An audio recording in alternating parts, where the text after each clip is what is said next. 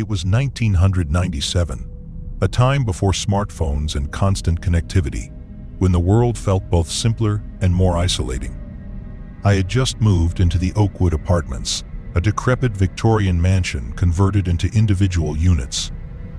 My third-floor apartment was all I could afford on a junior reporter's salary, even though the peeling wallpaper and creaking floorboards made my skin crawl from day one. But beggars can't be choosers, especially not when you're trying to escape a failed engagement and start fresh in a new city. My cat, Shadow, hated it here too. She would stare at corners for hours, her black fur bristling, tracking something I couldn't see with her yellow eyes. I chalked it up to mice, and the walls this building was old enough to have plenty of those. When the phone rang at 11 p.m. that Friday night, I wasn't startled at first. I was working late on a story about local disappearances. 3 women had vanished from the area in the past year, all of them living alone.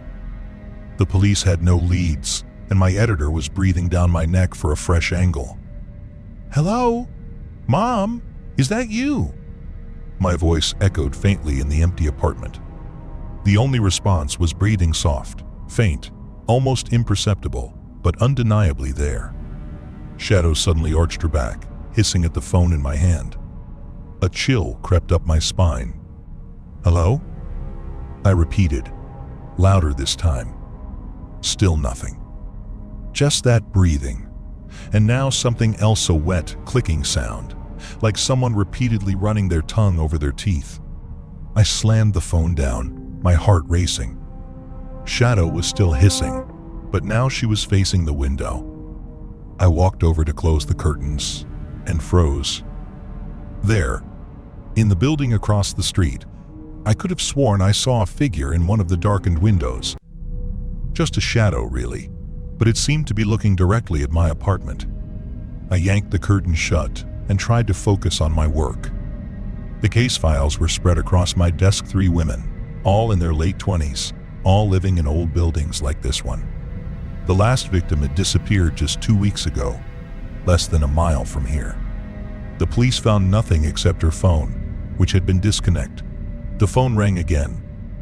The shrill sound made me jump, scattering papers across the floor. Shadow darted under the bed, yowling. My fingers trembled as I picked up the receiver. "Hello?" My voice came out softer than I intended, barely more than a whisper. Silence. Then, a raspy voice that felt as though it crawled through the phone line. "Reading about them, aren't you? The ones who disappeared?" A wet chuckle. "They scream so pretty."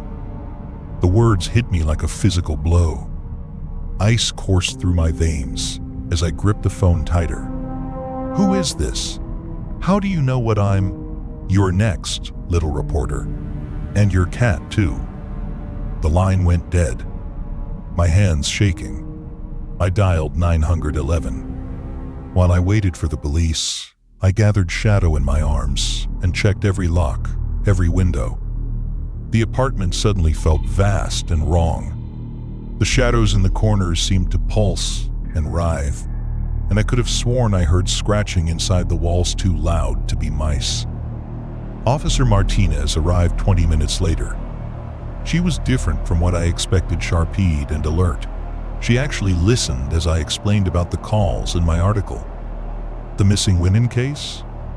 She frowned. "That's not public knowledge yet. We've been keeping the connection quiet to avoid panic. How did you—" The phone rang again. This time, we let it go to the answering machine. After the beep, that raspy voice returned, but different now, wet and gurgling, as if speaking through liquid. "Officer Martinez, so glad you could join us. Did you ever find Sarah's fingers? I sent them to the precinct last week. Such delicate bones." Martinez's face went pale. She grabbed her radio, barking orders for backup. "That information was never released," she whispered. "The fingers, the bones only the killer would know." Suddenly, Shadow went crazy, clawing at the wall near my desk. The scratching inside was getting louder, and now there was a smell sweet and putrid, like meat left too long in the sun. The wall began to bulge. Martinez drew her gun. "Get behind me, now." The wallpaper split with a wet, ripping sound.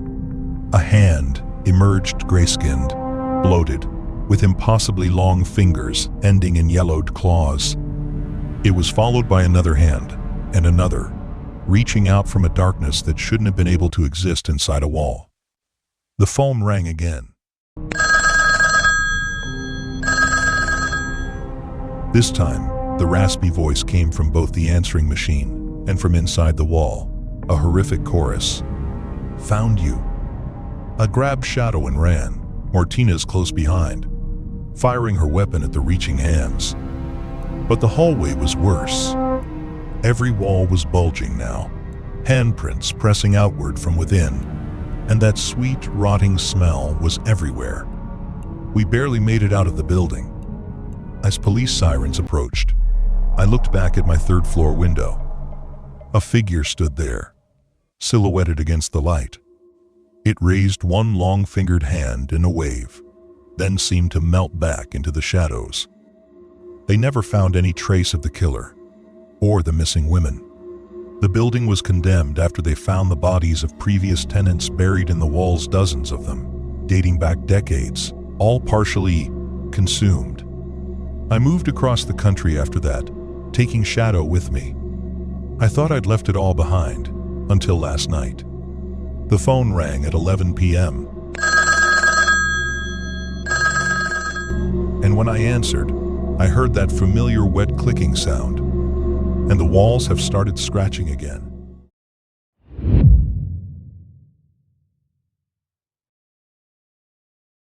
It was the summer of 1998, a year after my grandparents had passed away. Their house, a charming yet aging property, nestled deep within the woods, was left to me in their will. As a child, I'd spent countless summers there, playing in the yard and listening to my grandmother's stories about the house's history. Back then, it had felt full of life, a place of warmth and love. But returning as an adult was different. The house was quieter now, almost too quiet, as if it mourned their absence alongside me. I was eager to restore the property, to turn it into my dream home. The solitude of the woods appealed to me, offering an escape from the noise of the city. The first few weeks were uneventful, filled with repairs and cleaning. I found myself reminiscing, sifting through old photo albums, running my fingers over my grandmother's handwritten notes on recipes she would never cook again. It was bittersweet, but I told myself I was preserving their memory by breathing new life into the house.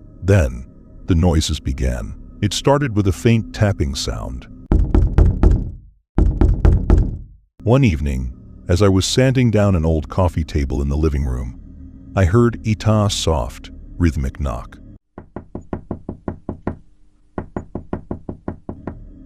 At first, I dismissed it as the wind rattling a loose shutter, but when I checked, all the windows were securely closed. The tapping continued.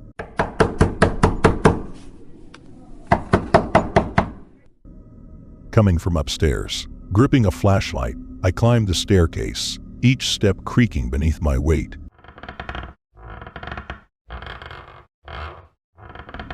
The upstairs hallway was dimly lit by a single bulb, and the air felt inexplicably colder. The sound led me to the guest bedroom at the end of the hall. The moment I opened the door, the tapping stopped. I swept my flashlight around the room. It was mostly empty, aside from a few unpacked boxes and my grandmother's old rocking chair. Nothing seemed out of place, yet an uneasy silence made the hairs on my neck stand up. I stood there for a long moment, listening to nothing, before shaking my head and retreating downstairs. That night, sleep was elusive. Every creak of the house made me sit up, heart pounding. I kept telling myself it was just an old home settling, but deep down, something felt wrong. The next night, the tapping returned louder, more insistent. Again.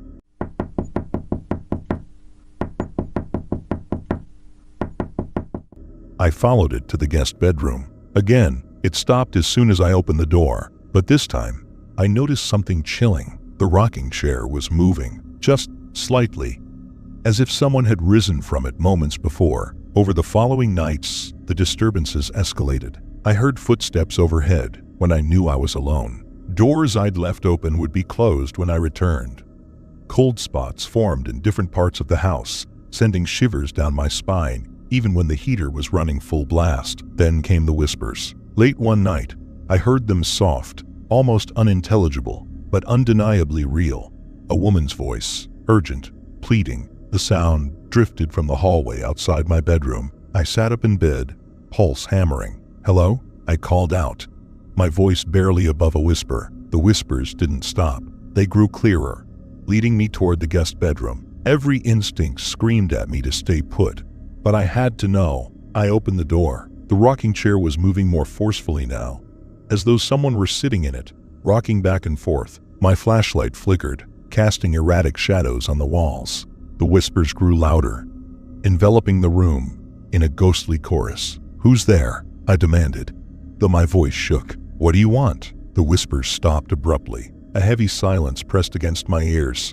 Then, in the far corner of the room, I saw her. Her form shimmered like mist caught in moonlight, her dress flowing as though stirred by an invisible breeze. Her features were blurred, but her eyes locked onto mine with an intensity that froze me in place. She raised a hand and pointed downward, toward the floor beneath the rocking chair. I couldn't move, couldn't breathe. The air felt thick, charged with something unseen. The next morning, I called my friend Mark, who worked in construction. I didn't tell him everything, just that I needed help pulling up some floorboards. Together, we moved the rocking chair and pried the wood apart. Dust filled the air as we uncovered a small wooden box, old and worn. Inside, wrapped in delicate, yellowed ribbon, was a bundle of letters. They were addressed to my grandmother, written by a man she had been engaged to before she married my grandfather. His words spoke of deep, unyielding love, of promises cut short by his tragic death in a car accident. I sat there, stunned. My grandmother had never spoken of her. Had she kept these letters hidden all her life, tarrying that grief in silence? As I read through the faded ink, tears blurred my vision. She hadn't been trying to scare me. She'd been reaching out, desperate to share her secret. The tapping, the whispers, the rocking chair, it had all been her way of guiding me to these forgotten letters, ensuring that her story wasn't lost to time. That night, I framed the letters and placed them on the bedside table in the guest bedroom. Afterward, the strange occurrences stopped. The house felt lighter, as if a heavy weight had been lifted. I stayed there for another year, never experiencing anything paranormal again. But sometimes, when sunlight streamed through the window, I imagined the rocking chair swaying gently, as though she were still watching over the house.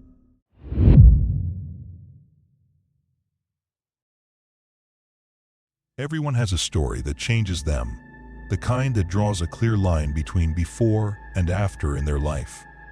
Mine happened 3 years ago, during my first semester of graduate school in Maine. I'd just started my master's in folk literature, which is ironic considering what happened. Maybe if I'd paid more attention to the local legends, I would have known better than to stay in that house. I remember that autumn vividly. The leaves had turned early that year, painting the woods in blazing reds and golds that looked almost too intense to be real. My roommates and I had found the rental house through a suspiciously cheap Craigslist ad. It was a Victorian-era home, all steep gables and weather-worn shingles, sitting at the end of a dead-end road near the university. The kind of place that probably had a fascinating history if anyone had been willing to talk about it. The locals called it the Witch's Corner, though they'd clam up if you asked why. Mrs. Sullivan at the corner store would just shake her head and mutter something about keeping to themselves, while old Jim at the hardware store would suddenly remember urgent business in the back room. Even my thesis advisor changed the subject when I mentioned my address, his usual enthusiasm for local folklore notably absent. I should have recognized these reactions for what they were, warnings. But I was 24, working on my thesis about regional supernatural beliefs and paying half what I would have closer to campus. When my roommates Emma and Jack announced their weekend camping trip to Acadia National Park, I was actually excited to have the house to myself. 3 days of uninterrupted writing time seemed like a gift. The first sign came during sunset on Friday. I was in the kitchen, making pasta while taking notes on my laptop about the region's witch legends. The birds had been particularly noisy that evening, their calls almost frantic, until suddenly silence.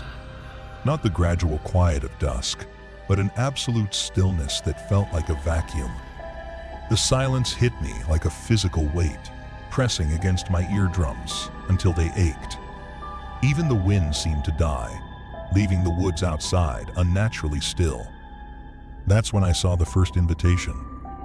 It slid under the front door, as if pushed by an invisible hand. The paper was old, yellowed at the edges, and written in what looked like rust-brown ink. My academic mind immediately noticed the handwriting spidery copperplate script that hadn't been common since the 1800s. The message was simple. You are cordially invited to join us tonight. Please leave your window open. Something about the ink made my stomach churn, though I couldn't say why. Still, I told myself it was harmless, an artifact perhaps, left behind by some eccentric former tenant. I took photos with my phone, noting the paper's texture and the peculiar ink. But when I turned back to my laptop, another invitation had appeared on the keyboard. Same paper, same antique script, but different words. The woods are hungry. Don't make us come in uninvited. My phone buzzed a text from an unknown number that simply read, "Check the basement door." The basement. God, I hated that basement. During our initial tour, I'd noticed the unusual markings carved into the stone walls, twisted spirals intersecting with jagged lines, resembling roots tearing through stone. They didn't match any folk magic traditions I'd studied. The realtor had brushed off my questions, hurrying us upstairs. The heavy iron door at its entrance always seemed to unlock itself, no matter how many times we bolted it. Some nights, I'd sworn I heard singing down there, soft and sweet, like a mother's lullaby twisted into something wrong. I called my friend Megan from the folklore department, trying to keep my voice steady as I described what was happening.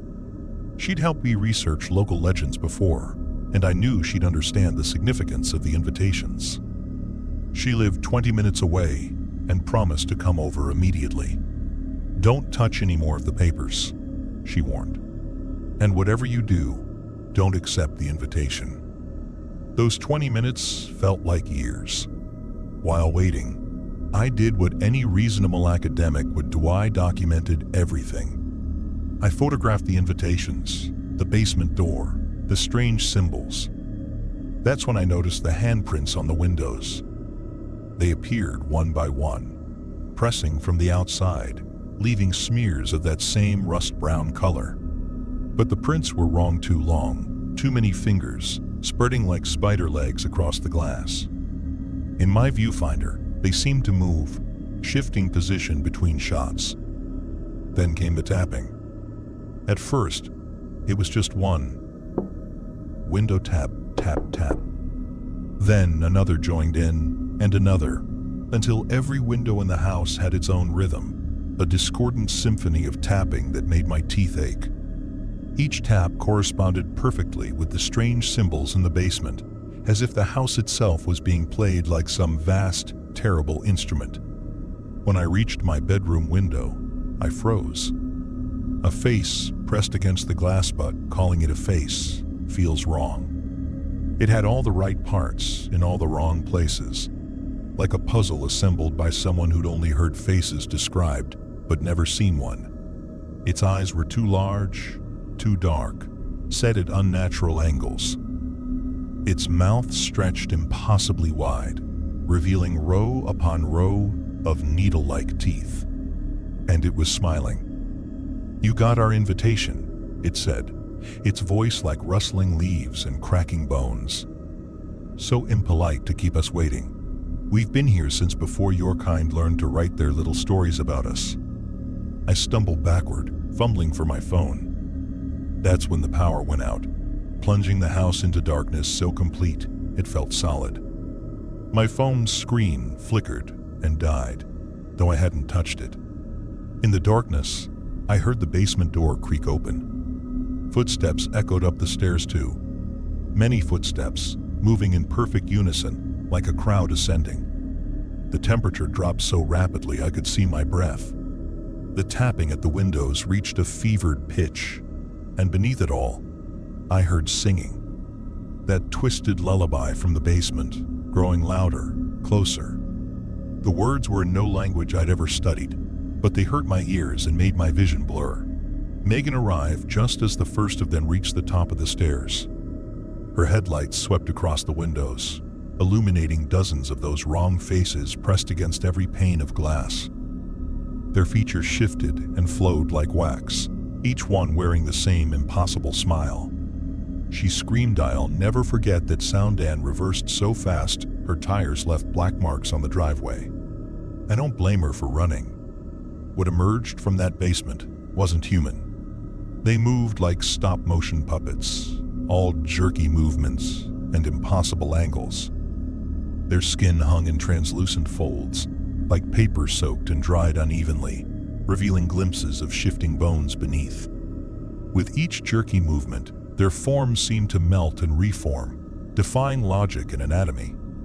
Each one carried another invitation, written in what I now realized wasn't rust-brown ink at all. I ran. Somehow, I made it to my car. As I sped away, I looked in my rearview mirror. The house was alive with movement figures crawling across its walls like insects, their bodies twisting in ways that made my mind recoil. And at every window, those faces watched me go, their smiles growing wider and wider until they split their heads in half. The police found the house empty the next day. No evidence of break-in, no handprints, no invitations. Just Emma and Jack's bodies in the basement, arranged in a circle around a final invitation. They'd never made it to Acadia. I transferred to a university in Arizona after that, as far from New England's dark woods as I could get. My thesis topic is now firmly in the realm of sunny folklore, desert healing rituals, and coyote tales. But it doesn't matter. The invitations still come, sliding under my door at sunset. Each one written in that same dark fluid, each one with the same message: you're still invited. Every window is a door. Every door is waiting. And we're so very, very hungry.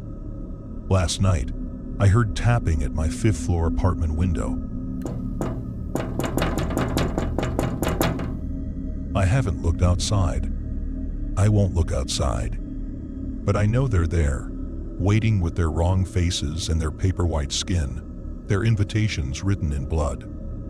After all, they say once you're invited, the party never really ends. And I've learned enough about folklore to know that some stories aren't meant to be studied there, meant to be survived.